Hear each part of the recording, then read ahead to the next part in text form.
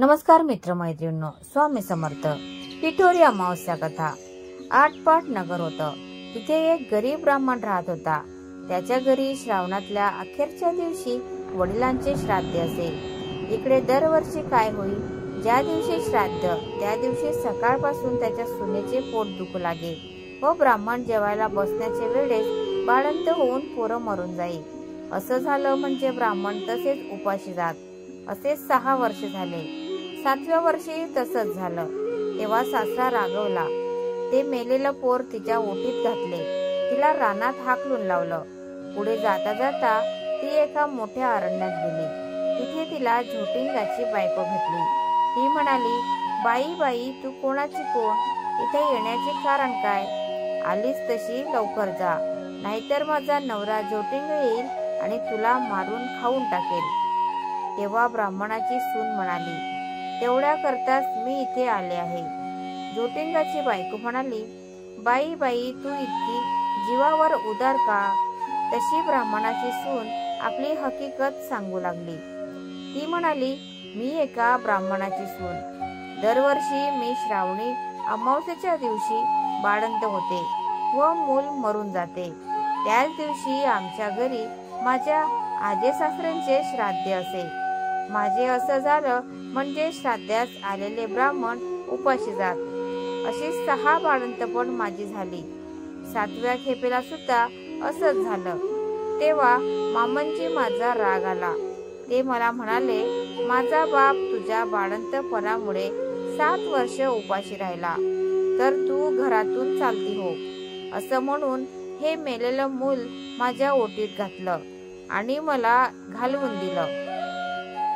नंतर मी इथे आले. आता जगून तरी काय करायचे आहे, असं म्हणून ती रडू लागली. तशी झोटिंगाची बायको तिला म्हणाली, बाई, तू भिवू नकोस, घाबरू नको. अशीच थोडी पुढे जा. तिथे तुला एक शिवलिंग दृष्टीस पडेल. बेलाचं झाड लागेल. तिथे एका झाडावर बसून राहा. रात्री नागकन्या, देवकन्या, 7 अप्सरा बरोबर घेऊन तिथे पूजेला येतील. पूजा झाल्यावर खीरपुरीचा नैवेद्य दाखवतील आणि अतिथी कोण आहे का म्हणून विचारतील. असे झाल्यावर मी आहे म्हणून म्हण. त्या तुला पाहतील. कोण कोणची म्हणून चौकशी करतील.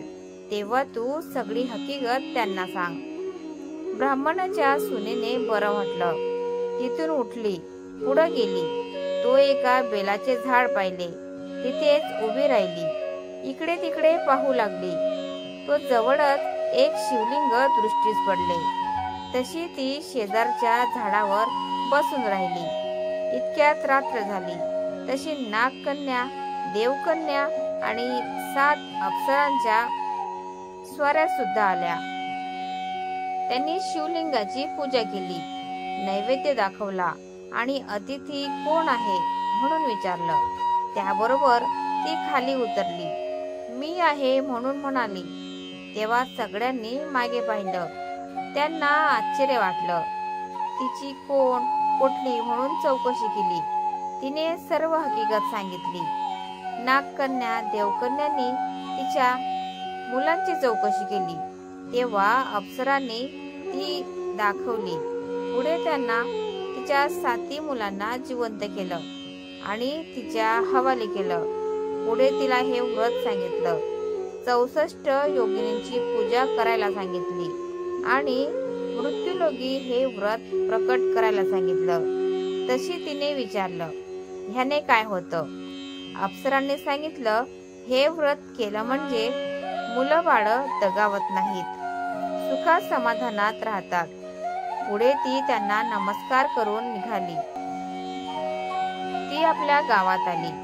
लोकांनी तिला पाहिलं. ब्राह्मणाला जाऊन सांगितले, भटजी भटजी, तुमची सून घरी येते आहे. त्याला ते खोटं वाटलं. अर्धघटकेने पाहू लागला. तो मुलं बाळं दृष्टीस पडू लागली. पाठीमागून सुनेला पाहिलं.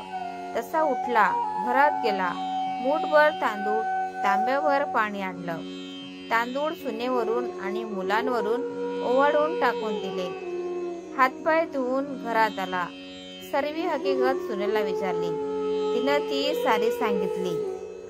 पुढे सर्वांना आनंद झाला आणि मला बाळांसहित सुखाने ती नांदू लागली. तर मित्रांनो, तुम्हाला आजचा व्हिडिओ कसा वाटला प्लीज कॉमेंट मध्ये नक्की सांगा. आणि व्हिडिओ जर आवडला असेल तर व्हिडिओला लाईक करा, शेअर करा आणि चॅनलला सबस्क्राईब करायला विसरू नका. धन्यवाद. Thanks for watching.